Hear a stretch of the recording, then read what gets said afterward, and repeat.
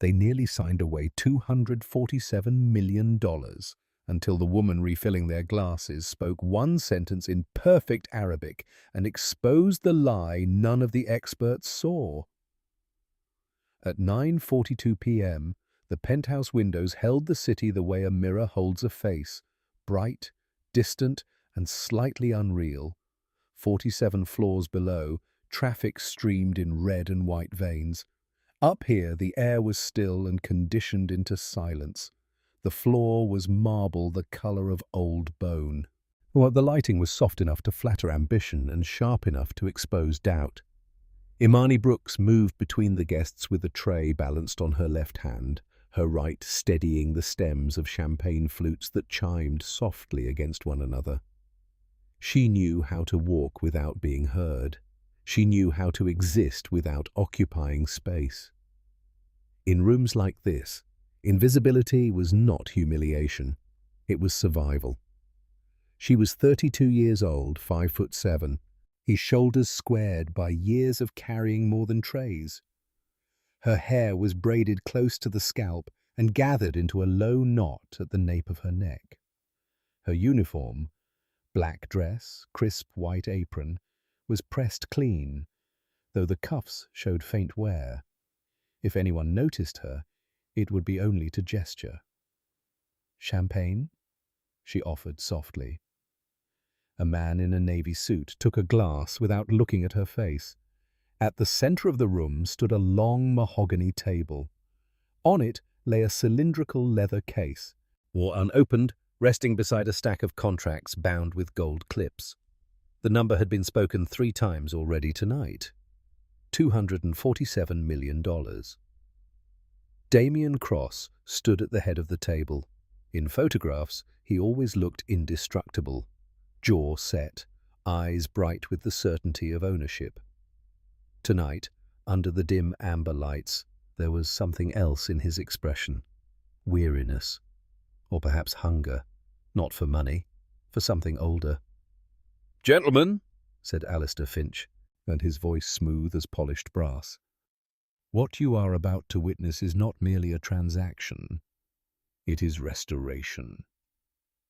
Imani poured sparkling water into a crystal tumbler and set it down near Mr. Cross's right hand. She did not mean to listen. But language, once loved, never entirely releases you. It waits. Finch continued, pacing slowly, letting the room lean toward him. "A deed signed in the late 17th century. Direct lineage to the Al-Rahim Oasis. Mineral rights untouched. History misfiled, opportunity rediscovered." The leather case was opened with deliberate care. Inside lay a sheet of parchment, yellowed to the color of dried leaves. The Arabic calligraphy unfurled across it in elegant lines, black against age. At the bottom, a crimson wax seal carried a crest and a line of script in Kufic style. A collective murmur rippled through the room. Imani felt it before she saw it, the quiet tightening beneath her ribs. She stepped closer. Ostensibly to replace an empty glass. The parchment lay within her line of sight now. She did not stare. She allowed her eyes to move the way they used to in lecture halls, casually, reverently, alert. The ink was too black, not bold, not vivid, black. Iron gall ink, used for centuries, oxidizes. It corrodes gently. It browns, bleeds, leaves a halo of time around each letter. This script sat on the surface like fresh paint on dry wood. She shifted slightly, angling her view toward the edge of the parchment. The vellum was uniform, too uniform. Real calfskin scraped by hand carries unevenness, thin spots, faint scars of the blade. This sheet was smooth as a machine's intention. Finch was smiling. "And here," he said, pointing with a gloved finger, "the ancestral seal of the Al-Rahim family, a symbol of sovereignty." Damien Cross leaned forward. The room held its breath with him, as Imani felt the old instinct stirring, the one that had once kept her up past midnight translating brittle manuscripts beneath fluorescent lights. She had left university in her final year. Her mother's illness had not negotiated with tuition schedules. Survival had required sacrifice. Language had been folded carefully and placed on a shelf. Until now. Her gaze moved to the seal. Kufic script. Angular. Early form. Her pulse slowed instead of quickened. There was a dot above the letter F.A. Small, almost tender, and catastrophically wrong. Imani lowered her eyes before anyone noticed she had looked too long. She returned to the periphery, tray balanced, posture neutral. Finch spoke of heritage reclaimed. Investors nodded. One of them whispered, $247 million for history? That's a bargain. Damien Cross reached for a gold-plated pen. Imani's fingers tightened slightly around the stem of the last untouched flute. She told herself it was not her business. She was here to refill glasses, not to interrupt men who had never learned her name. But ink does not lie, and history does not forgive. Damien uncapped the pen. Imani took one step forward. No one noticed. The pen hovered over the contract. And somewhere beneath the quiet luxury of the penthouse, beneath marble and money and curated confidence, a single small detail waited to unravel everything. And in the stillness before the signature touched paper, the silence began to fracture. Alistair Finch had the kind of presence that didn't enter a room so much as rearrange it. He stood just off-center, close enough to the mahogany table to claim authority, far enough to appear humble. His suit was charcoal, cut perfectly. His silver hair caught the light like a deliberate signal. When he smiled, it wasn't warmth. It was calibration, the practiced adjustment of a man who knew exactly what other people wanted to see. "Mr. Cross," Finch said, his voice lowering as if he were offering something sacred. "Your family's story was interrupted. Not ended, interrupted." Damien Cross didn't respond right away. He stared at the parchment the way a tired man stares at a photograph he's afraid to believe in. The city lights behind him threw a faint halo around his shoulders. In that glow, he looked less like a billionaire and more like a man standing at the edge of something: memory, legacy, regret. Around the table, the investors leaned in. Men with watches that flashed when they moved their wrists, cufflinks that glittered like small trophies. They held their wealth the way some people held religion, loudly, confidently, as proof. Imani drifted along the perimeter, offering refills with a soft voice and a lowered gaze. She moved the way she had trained herself to move in high rooms, present, useful, forgettable. But her mind was no longer entirely in the room. It was inside the ink. Finch lifted the deed slightly, careful not to smudge anything, though Imani knew, with a cold certainty, that there was nothing ancient here to smudge. "This," Finch continued, "is not simply paper. It's a bridge, a legal bridge across centuries of displacement and bureaucracy." He paused, letting the word bureaucracy land like an insult. "And beneath that oasis, beneath what your ancestors protected, there are mineral rights that modern courts recognize as extraordinary value." He turned to the investors with a broad, easy confidence. "Conservatively, we're looking at $247 million in untapped potential." A murmur of satisfaction moved around the table like a shared breath. Imani watched Finch's hands. They were clean, manicured, too steady. The hands of someone who didn't carry truth, only presentation. Finch pointed to a line of Arabic near the lower margin, speaking as if he understood every curve and stroke. Here is the lineage clause. Here is the designation of stewardship.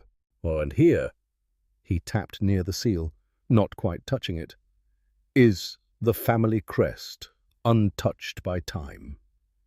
Imani's jaw tightened, almost imperceptibly. He had said, untouched by time, the way a man says, untouched by guilt. Damien reached for the pen again. Karim Haddad, the stern advisor standing near Damien's right shoulder, leaned in to murmur something low. Imani couldn't hear the words, but she saw the tension in Karim's brow, as the slight reluctance in his posture, as if some part of him wanted to slow down the train but didn't know how without being thrown from it. Finch noticed. Of course he did. Finch's eyes flicked briefly to Karim, then returned to Damien with a warmer smile, softer tone. I understand caution, Finch said, as if caution were a polite hobby. But we've already done the work, Mr. Cross. We've verified, we've consulted. We've done what your internal team cannot do on its own, because your internal team, with respect, is too close to the emotion of this. Imani felt a sting at the phrase with respect. It was the language of a knife, wrapped in velvet. One investor chuckled. He's right. If you were close to it, you'd see ghosts everywhere. Another man, younger, sharp-faced, leaned back and glanced toward the service staff with a smirk. His eyes landed on Imani, slid over her uniform, and dismissed her in the same motion. Imagine being so desperate for a story you'd let a piece of paper lead you, he muttered, not quite quietly enough. His friend laughed. $250 million for a bedtime tale. Imani kept her face neutral. She had learned early that anger was expensive in rooms you didn't own. Anger cost tips. Anger cost shifts. Anger cost survival. So she did what she had always done. She swallowed it and made it quiet. But inside her, another feeling rose, older than anger, steadier than pride, grief. Not for herself, for how easily grown men could become children when greed offered them a shiny toy. Damien's pen hovered again. Finch's smile widened almost imperceptibly, as though he could already taste the signature. Imani took a slow breath and looked once more at the seal. That tiny dot sat there like a confession written in miniature. A flaw so small it required love, real love of language, to notice it. And Finch did not love language, he used it. Damien's hand steadied over the contract. The room tightened, and Imani understood something with sudden clarity. This wasn't just a scam, it was a ritual, power testing who was allowed to speak and who was expected to remain silent. She shifted her tray slightly and stepped closer, the clink of glass masked beneath Finch's continued monologue. Because if Damien signed, the lie wouldn't only steal money, but it would steal the last thin thread of dignity in the room, and it would do it with a smile. And as Finch leaned in for the final push, Imani felt the moment approaching like a door about to close. Damien Cross had signed documents worth more than the GDP of small nations. His signature had closed factories and opened hospitals. It had moved markets by fractions that felt like earthquakes to men who lived on margins. He did not tremble easily. Yet tonight, his hand paused. And the gold pen hovered above the contract, while Finch spoke in a tone calibrated to soothe doubt. You are not buying speculation, Finch said gently. You are reclaiming inheritance. Inheritance. The word hung in the air like incense. Imani stood 3 steps behind the investors now, close enough to hear the soft scratch of expensive fabric when someone shifted in his chair. She had replaced every empty glass in the room. There was nothing left to refill. No practical reason to remain so near the table, except that history was about to be rewritten with ink that had no history at all. She looked again at the parchment. She had not touched it. She did not need to. The problem was not subtle to trained eyes. It was brazen. The letters sat on the surface of the vellum like tourists posing on ancient ruins, present but not belonging. Iron gall ink, the standard for centuries, is a chemical marriage between tannic acid and iron salts. Over time, as it oxidizes, it bites gently into paper fibers, it blooms at the edges into warm brown halos, it ages the way memory ages. Imperfectly, beautifully, irreversibly. This ink was uniform, dense, matte. The black of a modern pigment engineered for permanence without consequence. Finch continued. The mineral survey alone. Imani's gaze shifted to the lower margin again. The parchment itself was another betrayal. True vellum from the 17th century carries evidence of the animal it once was. Are thin patches, slight rippling, microscopic irregularities from scraping blades and drying racks. This sheet was consistent in thickness from edge to edge, its aging evenly distributed like a cosmetic decision. Someone had steeped it in tea, or brushed it with diluted potassium permanganate. A chemistry lab masquerading as time. Damien leaned closer to inspect the seal. The crimson wax gleamed faintly under the recessed lighting. Too glossy. Wax hardens with decades. It cracks. It dulls. It shrinks at the edges. This seal looked as though it had been pressed yesterday and allowed to cure in a climate-controlled room. Imani's pulse slowed rather than quickened. Fear makes noise. Certainty makes silence. She remembered sitting at a scratched wooden desk years ago, translating a fragment of Ottoman land records for a professor who had believed she would go on to doctoral work. She remembered the thrill of tracing the evolution of diacritical marks across centuries. How small changes signaled enormous shifts in power, geography, influence. Language was a fossil record. And this fossil had been assembled from mismatched bones. Finch finished a sentence and stepped aside slightly, granting Damien a clear path to the contract. Your signature, he said softly, makes this whole. Kareem shifted again, unease visible now in the tightening of his jaw. He leaned in toward Damien. Sir, perhaps we should... Finch intercepted smoothly.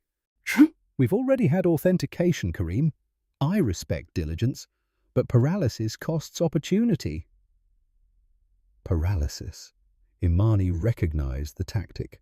Frame caution as weakness. Frame urgency as intelligence. The investors murmured agreement. One of them adjusted his cufflinks and smiled at Damien. We're with you. With you, not with the truth. With momentum. Damien's pen touched the air just above the paper. Imani felt the weight of her position press against her ribs. She was staff. A name printed on a catering invoice. A woman who would leave through the service elevator when the night was over. Speaking would not merely risk embarrassment, it would risk employment, reputation.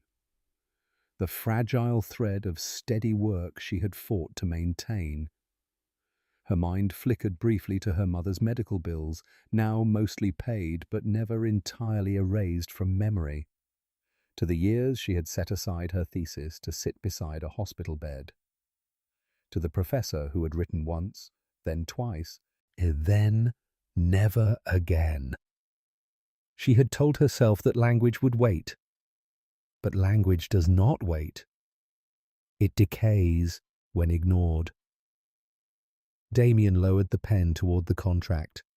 Imani saw the dot again.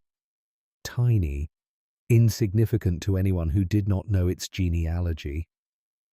In early Kufic seals from the region referenced in this deed, the letter FA was typically undotted or marked with a subtle wedge-like indicator above the character.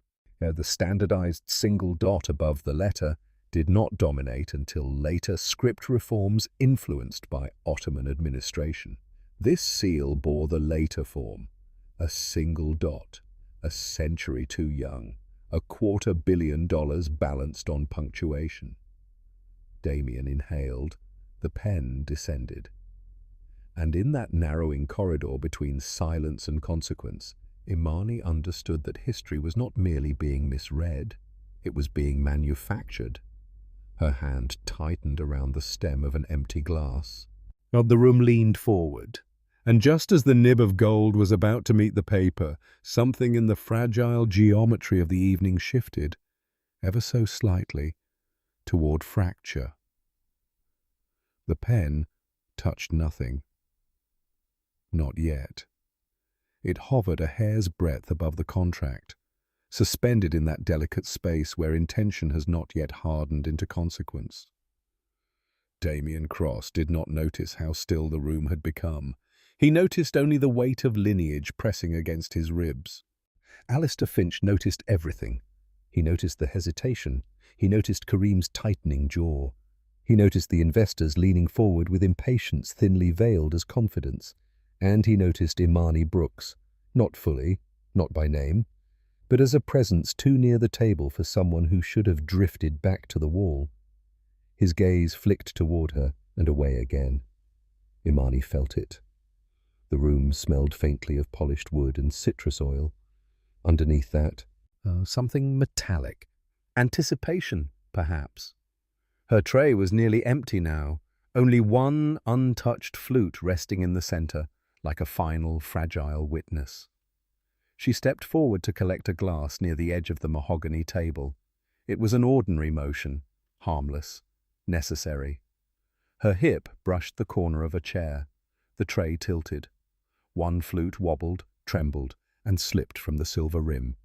It struck the marble floor. The sound was not loud, but it was absolute. Crystal shattering against stone, sharp, clean, irreversible. Every head turned. Damien's pen lifted instinctively from the paper. Finch's expression fractured for a single second before he restored it. Imani did not look down at the shards. She looked up. "I'm so sorry," she began automatically, the reflex of years. Finch moved first. "This is a working session," he said, his voice clipped but controlled. "Perhaps we can ensure the staff maintains proper distance." The younger investor smirked. "Maybe keep her in the kitchen." A small ripple of laughter. Kareem did not laugh. Damien did not speak. Imani felt heat rise in her chest. Not anger, not humiliation. Something steadier, something older. The quiet fury of knowledge ignored. The broken glass lay scattered like punctuation across the marble. She bent, gathered the larger fragments with deliberate calm, placed them on the tray. The room waited for her to retreat. Instead, she straightened. Her voice, when it came, did not tremble. She did not raise it. She did not address Finch. She addressed Damien Cross. And she spoke in Arabic. Hada Muzoa. The syllables landed gently, but they carried weight. "This is forged." Silence expanded in every direction. The investors stared blankly. They did not understand the words, but they understood tone. Certainty needs no translation. Finch's jaw tightened. Damien's head turned slowly toward her. He had understood. His dark eyes sharpened, fatigue replaced by something alert, almost dangerous. "What did you say?" he asked, not loudly. Imani met his gaze without defiance and without apology. In English now, steady and unadorned, she repeated, "It's forged." A tremor ran through the room, not in volume, but in gravity. Finch exhaled a short laugh. "That's absurd. With respect, Mr. Cross, she's staff. Perhaps she overheard something she misunderstood." Imani did not look at him. She kept her eyes on Damien. "The ink," she said quietly. "It doesn't age the way it should. The vellum is uniform, and the seal—" Finch cut in. "This is preposterous. Are we really pausing a $247 million decision for commentary from a server?" The word server hung like a boundary line. Damien did not break eye contact with Imani. "The seal," he prompted, as Imani swallowed once, not from fear, but from the awareness of what this moment would cost if she were wrong. "There's a dot above the letter FA," she said. "That form wasn't used in that region in the century listed on the document." A flicker, just a flicker, of something passed across Finch's face. Kareem leaned forward. Damien lowered the pen completely to the table. "Explain," he said. The room shifted, not dramatically, not yet, but the axis had moved. Finch's smile thinned. "Mr. Cross, we've had authentication from—" "I asked her," Damien said, still calm.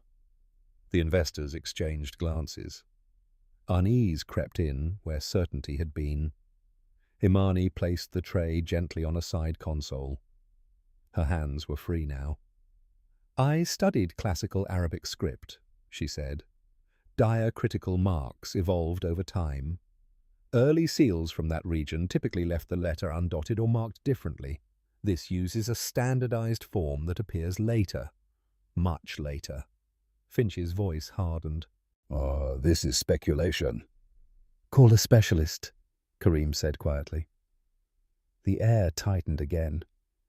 Finch shifted his weight. "We already have specialists." Damien looked at the parchment, then at the small crimson seal, then back at Imani. "Prove it," he said. The words did not carry threat. They carried invitation. And somewhere beneath the fractured glass and the unsteady pride of powerful men, the room leaned toward a truth it had not intended to hear. The word did not echo. It settled. "Prove it." Damien Cross did not raise his voice. He did not glance at the investors for approval. He simply leaned back slightly in his chair, pen laid flat beside the unsigned contract, and fixed his gaze on Imani Brooks as if she were no longer peripheral to the evening, but central to it. In the silence that followed, hierarchy shifted without announcement. Alistair Finch recovered first. "With respect," he began, his tone returning to silk, "this is highly irregular." We are discussing a transaction of significant magnitude. This is not an academic exercise." Imani did not look at him. Her hands rested calmly at her sides. She had stepped fully into the circle now, no longer orbiting it. The broken crystal had been cleared away.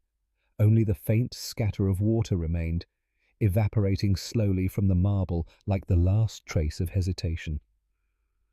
"You're right," she said evenly. "It isn't academic." "Oh, that's why it matters." A faint tightening passed through the room. Damien gestured to the parchment. "Walk me through it." Finch exhaled sharply through his nose but did not interrupt. Imani stepped closer to the mahogany table. She did not touch the document. She did not need to. "The ink," she began, her voice steady, "appears modern. Iron gall ink was standard for centuries. It oxidizes. It corrodes paper fibers over time, leaving brown halos around each letter. If you look closely at authentic 17th century documents, you'll see faint bleeding at the edges of strokes. This ink sits flat. It hasn't bitten into the vellum at all." One of the investors leaned forward despite himself. Finch interjected lightly. "Artificial aging techniques are well known. Storage conditions can preserve—" "Storage doesn't stop oxidation," Imani replied calmly. "It slows it. It doesn't erase it." Kareem bent closer, studying the script with a narrowing gaze, and Imani continued.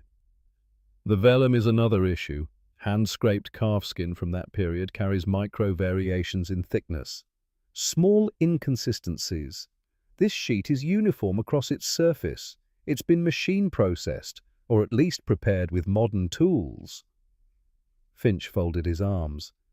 You're making assumptions based on visual inspection from across a table. Imani met his eyes for the first time. Yes, she said. Because visual inspection is often enough when you know what you're looking at. The words did not rise in volume. They carried no arrogance, only clarity. Damien's expression shifted, subtly but unmistakably. He was no longer listening as a potential buyer. He was listening as a man who sensed the edge of betrayal. "And the seal?" he asked. Imani inclined her head toward the crimson wax. "The script used in that seal is Kufic in style. But the diacritical mark above the letter for—" She paused, giving space for the detail to breathe. "Is inconsistent with the era claimed on the document." Finch's jaw tightened. "In earlier regional seals," she continued, "the letter was either undotted or marked differently. The standardized single dot above the FA became dominant later, influenced by script reforms in the 18th century. Sure, this document claims to originate decades, possibly a full century, before that standardization." A murmur passed among the investors. "Language evolves," Finch said smoothly. "There were variations, regional—" "Yes," Imani agreed, "there were, but not that one. Not in that context, not in formal seals." Kareem looked at Damien. "We can verify." Finch's composure thinned. "We already have verification. I've provided documentation from respected consultants." Damien turned his head slightly toward Finch, but did not fully face him. "Your consultants authenticated this seal?" "Yes." "Specifically, the diacritical form?" Finch hesitated. "Barely, but long enough." "That level of minutiae would be excessive," he said. "The overall document—" "Minutiae," Imani repeated softly, almost to herself. $250 million balanced on minutiae." The phrase landed heavier than she intended. Damien stood. The movement drew every eye in the room. He walked around the table slowly, studying the parchment from a different angle. He did not touch it. "Call Professor Rahmani," he said finally to Kareem. "Secure line." Finch stepped forward, controlled urgency replacing charm. "Mr. Cross, this is unnecessary. You're elevating a minor doubt into—" "I'm elevating caution," Damien replied evenly, "which is my right." The investors shifted in their seats, as confidence had begun to thin into discomfort. Imani felt the weight of what she had done settle over her. Not fear, not yet. Consequence. If she was wrong, she would be more than embarrassed. She would be erased from every room like this one for the foreseeable future. But she was not wrong. She knew it the way a musician knows a note is off-key. Kareem moved toward the side office to initiate the call. Finch's gaze fixed on Imani now, no longer dismissive. Measuring, calculating. Damien returned to his seat, but did not pick up the pen. Instead, he looked at the seal again, at that single dot. And as the secure line began to connect, the room shifted from certainty to scrutiny, from momentum to reckoning. The call connected on the second ring. Kareem returned with a tablet balanced in his hand, its screen casting a cool white glow across the mahogany table. He placed it upright against a crystal decanter so that the face of Professor Samir Rahmani filled the room. On behind him rose shelves of books heavy with age. Leather spines leaned against one another like old soldiers. The professor himself was narrow-shouldered, silver-bearded, his glasses resting low on a thoughtful nose. He did not look amused by the lateness of the hour. "Damien," he said, voice calm but edged with curiosity. "You rarely call without warning." "I need your eyes," Damien replied. "Immediately." The tablet's camera shifted. Kareem angled it downward until the parchment dominated the screen. The script enlarged, black strokes magnified into texture. There was a silence on the other end. Not confusion, not dismissal. The silence of examination. Imani stood still, hands clasped lightly before her. She did not claim the center of the room. She did not need to.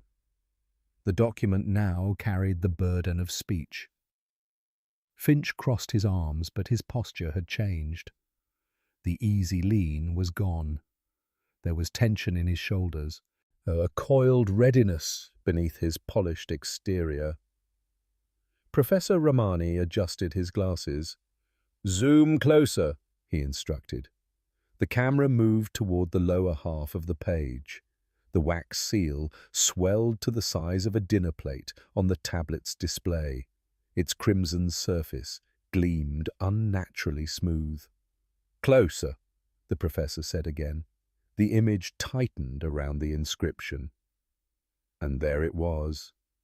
The dot. Small, almost delicate, resting above the angular stroke of the letter Phi. Professor Rahmani inhaled softly. "How old is this document supposed to be?" he asked. "Late 17th century, Damien answered. A faint crease appeared between the professor's brows. "And who authenticated it?" Finch stepped forward. "My consultants have verified its provenance thoroughly." The professor ignored him. "Rotate slightly," he said to Kareem. The camera adjusted, catching light along the wax. Another pause. "This ink," Rahmani murmured, "is not iron gall." The room tightened. "It lacks oxidation, Bloom. It has not corroded the fibers. The texture suggests modern pigment composition." Finch opened his mouth, but Damien lifted a hand slightly. Not aggressive, not dramatic, simply enough. The professor continued, voice now firmer. "And the seal, yes, I see the issue." Imani felt the air shift again, like pressure before a storm breaks. "The diacritical mark above the fa," Rahmani said slowly, "is inconsistent with formal seals from that era in the region cited. Earlier examples either omitted the dot or used alternate markers. This standardized form becomes common later, 18th century, perhaps influenced by administrative reforms." He leaned closer to the camera. "This is an anachronism." The word fell like a gavel. Finch's composure faltered visibly now. Scripts varied. Regional scribes were inconsistent. "In private manuscripts," Rahmani replied calmly. Not in formal crests attached to land deeds. Those followed convention." Silence. The investors no longer leaned forward. They leaned back. The confidence that had filled the room an hour ago was draining, leaving something colder in its wake. "Professor," Damien said, his voice measured, "in your professional opinion." Rahmani did not hesitate. "It is a skilled forgery," he said, "but a forgery nonetheless." The tablet screen seemed to brighten the words. Skilled. Forgery. Finch's jaw tightened, colour draining subtly from his face. "This is outrageous," he said, but his voice no longer held silk. It carried strain. "You're dismissing months of research based on—" Based on evidence, Ramani corrected. Karim lowered the tablet slowly. Damien did not look at Finch immediately. He looked at the seal, at the dot, at the $250 million that had balanced on punctuation. He rose from his chair. "Professor," he said quietly. Thank you." The screen went dark. No one spoke for several seconds. The silence was no longer fragile. It was heavy, condensed. Finch straightened, forcing dignity back into his posture. "If you intend to dissolve this agreement based on a single academic opinion—" "Two," Damien said softly. Finch blinked. "Professor Rahmani," Damien continued, "and the woman who saw it before any of us." Imani felt the weight of every gaze turned toward her. Not dismissive now, evaluative. Finch's eyes held something new, calculation sharpened by anger. Damien's voice cooled further. "Karim," he said, "contact legal and ensure Mr. Finch remains available." The words were polite. They were also final. Finch's mask cracked completely then. "You're making a mistake." "No," Damien replied. "I almost did." The investors shifted away from Finch as though distance might cleanse association. Imani remained still, heart steady, mind clear.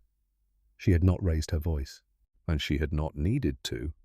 Truth, when precise, requires no volume. Damien turned to her fully now. "What is your name?" he asked. The question carried weight, not curiosity, but acknowledgement. "Imani Brooks," she answered. He inclined his head once, as though committing it to memory. And as the gravity of exposure settled over the room, the real reckoning began. Not merely with a forged document, but with the fragile architecture of power that had nearly signed it into existence. Power rarely shatters loudly. It erodes first. Alistair Finch did not shout when Karim stepped aside to make the call to legal counsel. He did not protest when two discreet security officers entered the penthouse, their presence polite but unmistakable. He stood perfectly still, smoothing the front of his charcoal jacket as though this were a minor scheduling inconvenience. Oh, but the room had already moved away from him. Not physically at first, emotionally. The investors who had leaned toward him earlier now angled their bodies toward Damien Cross. Their expressions recalibrated with astonishing speed. Greed had transformed into distance, enthusiasm into caution. The mathematics of loyalty had shifted. Finch sensed it. His smile returned, thinner this time. "Damien," he began, his tone deliberately calm. "This is reputational overreaction. We are discussing interpretive discrepancies, nothing more." "Forgery is not interpretive," Damien replied evenly. Finch's eyes flicked briefly toward Imani. There was no longer dismissal in them. There was recognition. "You've allowed a server to dismantle a transaction vetted by professionals," Finch said carefully. "Do you realize the message that sends?" Damien regarded him without blinking. "Yes," he said. "It sends the right one." Silence settled again. But it felt different now. Less fragile, more resolved. Finch took a slow breath, recalculating. "I will cooperate fully," he said at last, adjusting his cufflinks. "But I assure you, this will not withstand deeper scrutiny." Karim stepped closer. "We'll welcome it." The security officers positioned themselves near the door, not touching Finch, not restraining him, merely ensuring that departure would not be unilateral. Finch's posture remained erect, but something essential had drained from him. The effortless command of the room had evaporated. In its place stood a man exposed to air he could not control. Imani watched without triumph. There was no satisfaction in witnessing collapse, only clarity. The parchment lay on the mahogany table, still and mute. It no longer radiated power. It looked suddenly like what it was. A crafted object, stripped of myth. One of the investors cleared his throat. I assume the agreement is suspended. Indefinitely, Damien said. The younger investor, who had earlier suggested Imani return to the kitchen, avoided her gaze now. His expression held something close to embarrassment, though he would never name it as such. Damien turned to Karim. Ensure copies of all documentation Finch provided are secured. I want a forensic review. Paper, ink composition, provenance claims, everything. Karim nodded and moved efficiently toward the side office, and Finch's voice sharpened slightly. You are presuming guilt. I am acknowledging evidence, Damien replied. The words did not rise above conversation level, but they landed with weight. The security officers gestured politely toward the adjoining study. Mr. Finch, one of them said, we'll wait with you until counsel arrives. Finch hesitated, then inclined his head. Of course. He walked toward the study with measured steps, dignity rehearsed, composure maintained. But the room no longer bent toward him. It watched him. When the door closed behind him, the atmosphere shifted again. The investors murmured among themselves, low voices, urgent calculations. A few excused themselves quietly. Momentum had reversed. Risk now outweighed opportunity. Within minutes, the mahogany table stood almost empty. Only Damien Cross, Karim, and Imani remained in the main room. The city lights beyond the glass seemed colder than before. Damien walked slowly to the window, hands clasped behind his back. He stood there for a long moment, not speaking. Imani remained where she was, unsure whether to withdraw or wait. You saved me from signing that, Damien said finally, without turning. Imani chose her words carefully. I prevented a mistake, she said. He turned then, studying her face more closely than anyone in the room had all evening. Oh, you understood the seal immediately? I recognize the inconsistency, she answered. Language leaves fingerprints. A faint expression, almost a smile, touched his mouth. And you were willing to risk your job to say so? Imani did not hesitate. Yes. It was not bravery that had moved her. It was inevitability. Damien looked at the parchment again, then at her. What were you studying? He asked. Classical Arabic and historical script evolution, she replied. I left before finishing my degree. Why? My mother became ill. No embellishment, no self-pity, just fact. Damien nodded slowly, absorbing it. Karim returned from the office, closing the door behind him. Legal is on the way. Finch's previous transactions are already under preliminary review. Damien exhaled. I trusted him, he said quietly. Karim's voice was steady. He trusted your pride. The truth of it hung between them. Damien looked back at Imani. I need to see something, he said after a pause. Would you walk with me? Imani glanced briefly toward the service corridor, where the rest of the catering staff had retreated in stunned silence. Then she nodded. They moved toward a discreet hallway near the far wall, one she had noticed but never entered. As the door closed behind them and the noise of the penthouse receded, Imani sensed that the collapse of the forgery was only the beginning, because sometimes when a single lie falls, that it reveals the quiet architecture of many others. The hallway behind the penthouse wall was narrower than Imani expected. The transition from spectacle to silence was almost abrupt. The marble gave way to darker wood flooring, the lighting softened, and the hum of conversation faded into something distant, like a storm receding behind thick glass. Damien Cross walked ahead without hurry, not the stride of a man displaying wealth, but of someone approaching a place that did not need to impress. At the end of the corridor stood a door flush with the wall, unmarked, nearly invisible. He pressed his palm to a hidden panel. The door opened inward, and the air changed. Imani felt it first in scent. Paper, leather, dust warmed by time. They stepped into a two-story library that felt less like a room and more like a sanctuary. Dark walnut shelves climbed toward a coffered ceiling. A spiral staircase curved upward along the far wall, with soft amber lights illuminated rows of spines stamped in fading gold. This was not curated luxury.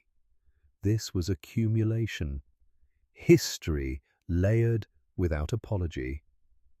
Damien paused just inside the doorway.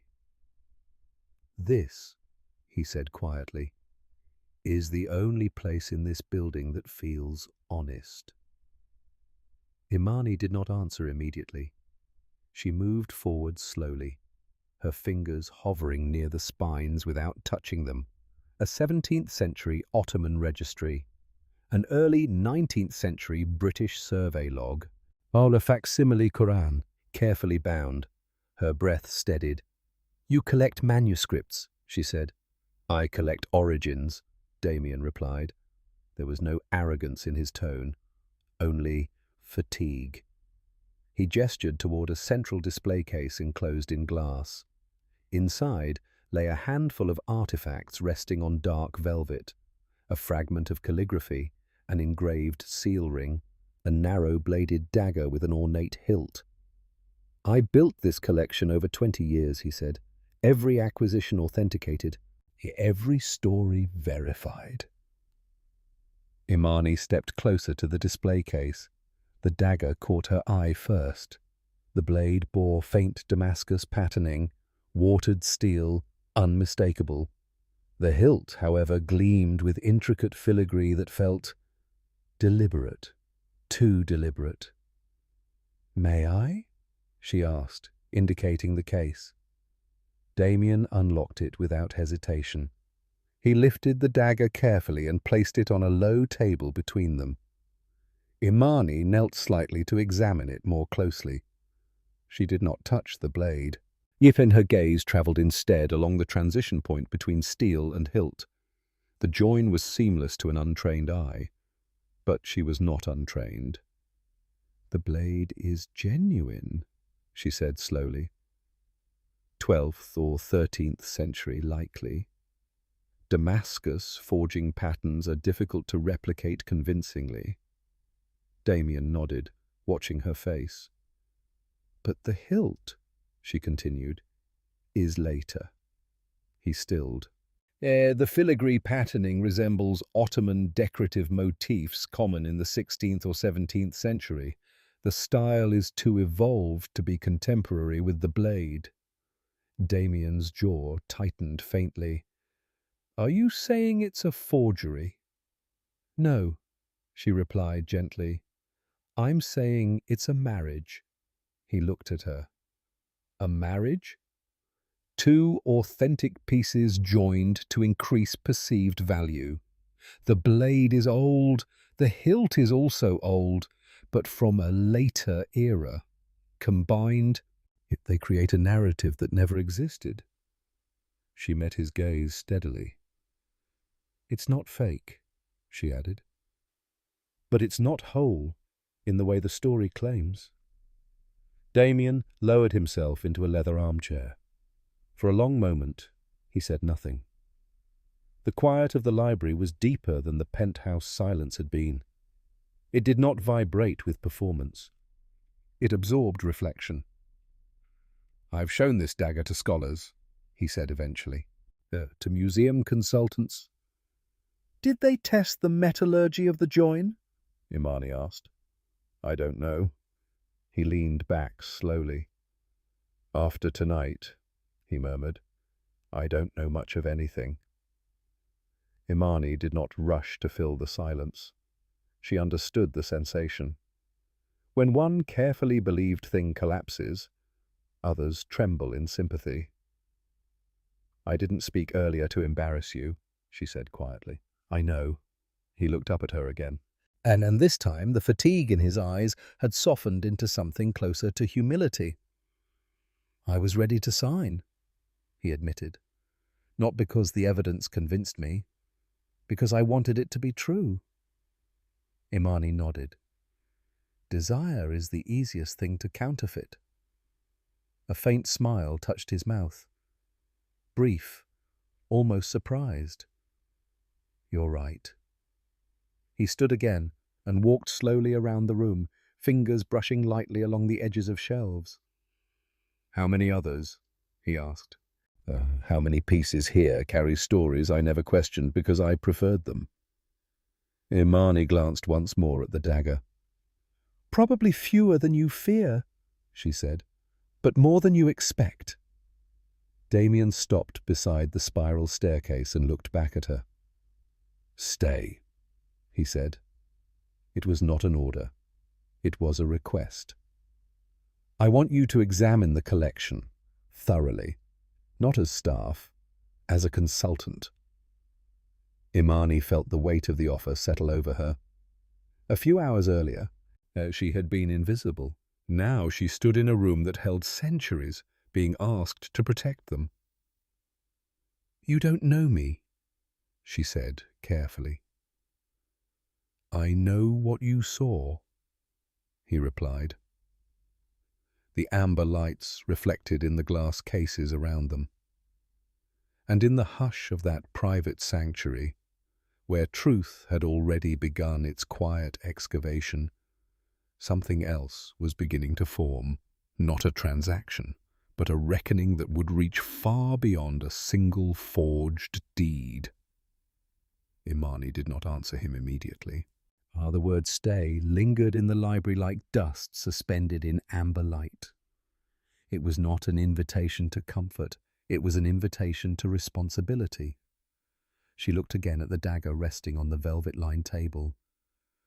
"Before I agree to anything," she said quietly, "you should understand what this means." Damien stood near the spiral staircase, one hand resting on the carved railing. "I assume it means more uncomfortable evenings." "It means more than that," she replied. If we examine this collection honestly, we won't just confirm its strengths. We'll expose its fractures." He held her gaze. "And if there are fractures?" "Then they've always been there," she said. "You just haven't seen them yet." The room absorbed the truth without flinching. Imani stepped closer to the shelves. She traced her eyes across spines bearing centuries of scholarship and conquest, translation and interpretation. These books were not ornaments. They were arguments bound in leather. "Forgery isn't only about profit," she continued. "It's about narrative, about inserting yourself into a lineage you didn't inherit." Damien's expression tightened slightly. "You think that's what I did?" She did not rush to soften the implication. "I think you were willing to believe something because it made you larger," she said. "That doesn't make you dishonest. It makes you human." He exhaled slowly. "In my world," he said, "doubt looks like weakness." "And certainty looks like strength," she answered, "even when it shouldn't." A faint, rueful smile passed between them. Imani turned back to the dagger. "May I see it again?" Damien nodded. She lifted it carefully this time, cradling the blade without touching the edge. The steel caught the light in subtle ripples. "The blade carries real history," she said. "It was forged for a purpose, perhaps even used. The hilt," she rotated it slightly, "was crafted later, likely to elevate it, to make it more desirable to collectors." "Like the deed," Damien murmured. Yes. She set it down gently. The danger isn't in owning an object with multiple histories, she added. It's in pretending those histories are one. Damien walked toward a shelf and pulled out a thick, leather-bound volume. He opened it absently, then closed it again. I built this collection to anchor myself, he said, to feel connected to something older than markets. Imani nodded. Markets fluctuate, she said. Stories endure. He glanced at her. And lies? Lies endure too, she replied, if they're well funded. The words were not sharp. They were simply true. For a moment, neither of them spoke. The library felt like a living organism around them, breathing quietly. You studied this formally, Damien said at last. Yes. And left. Yes. Do you regret it? Imani considered the question. I regret the interruption, she said. Not the choice. He absorbed that. Karim appeared quietly in the doorway, respectful of the sanctity of the room. Legal has begun reviewing Finch's prior deals, he said. There are irregularities. Damien gave a slow nod. Of course there are. Karim's gaze shifted to Imani briefly, measured, appraising, not dismissive. She was right, he said simply. Imani inclined her head, but did not respond. When Karim withdrew, the quiet returned. Damien moved toward the central table again. If I ask you to audit this collection, he said, what do you need? Imani did not answer impulsively. Access, she said. Full provenance records, acquisition dates, testing permissions, and independence. Independence? He repeated. I can't be pressured to confirm what you hope is true. A flicker of admiration passed through his expression. You won't be. And if I find more marriages? She pressed. Oh, then we correct the record. The certainty in his voice this time did not carry pride. It carried resolve. Imani felt something settle within her. Not triumph, not ambition. Alignment. This won't be quick, she said. I'm not in a hurry, he replied. Outside the library walls, the city continued its relentless rhythm. Markets would open in the morning. News would circulate about the suspended deal. Finch would scramble to contain fallout.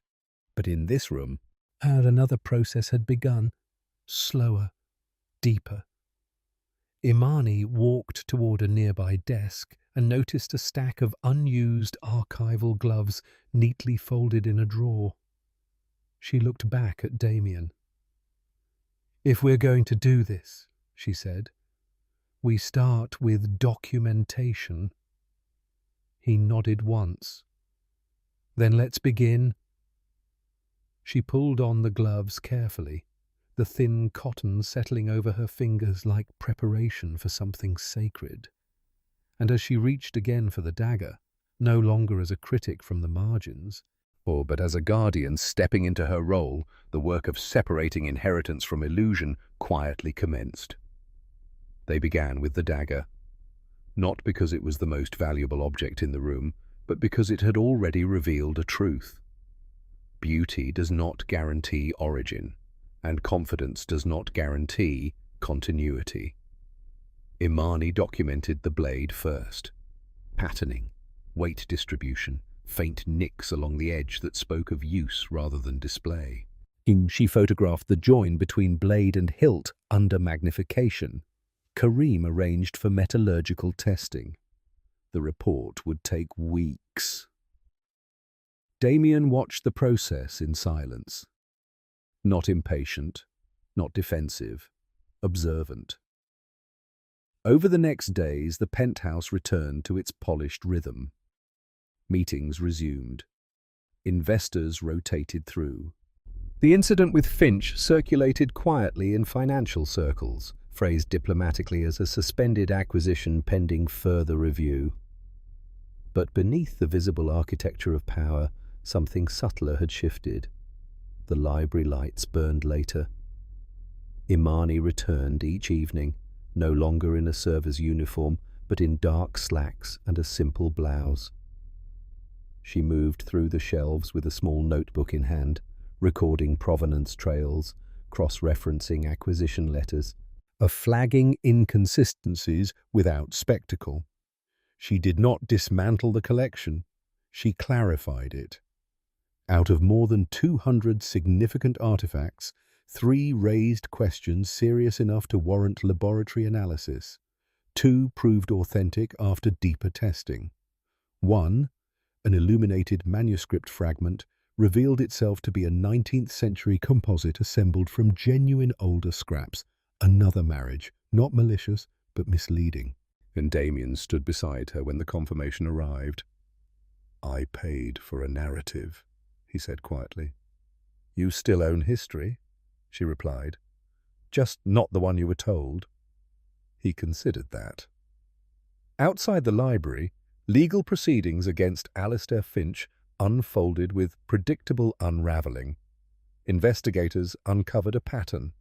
Documents artificially aged, provenance trails partially fabricated, consultants carefully selected for compliance rather than rigour. Finch had not relied on ignorance, and he had relied on ego, on the human desire to believe oneself exceptional enough to inherit something rare.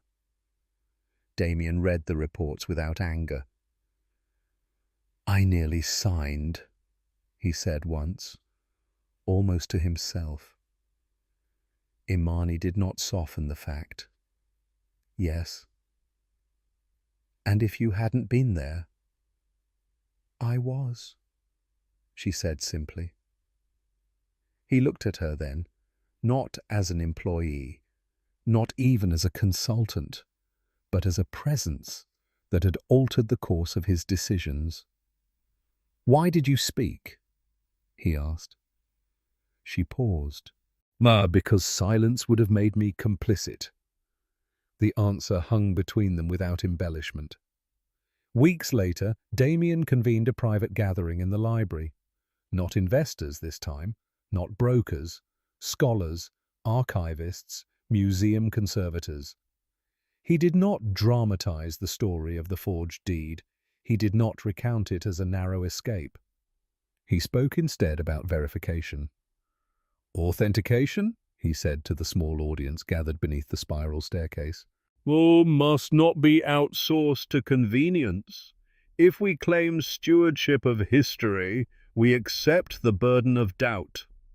He turned toward Imani. "I've established an independent review board for this collection," he continued, "led by Ms. Imani Brooks."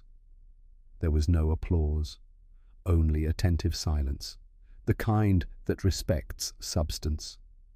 Imani stepped forward, not into spotlight but into responsibility. "We don't preserve the past by believing it," she said. "We preserve it by testing it." Her voice was steady, unadorned. "Objects carry stories, but stories can be rewritten. Our work is not to defend the narrative we prefer. It is to honour the evidence that remains."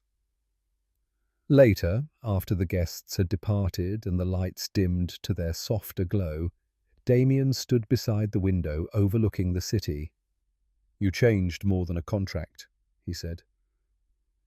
Imani watched the lights below, constant, indifferent. "No," she replied. "You chose to change." He considered that correction, then nodded.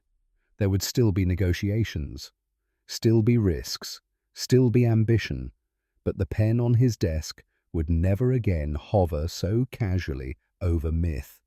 In the weeks that followed, the review board formalized procedures, independent authentication prior to acquisition, transparent documentation archives, chemical testing protocols required for high-value pieces.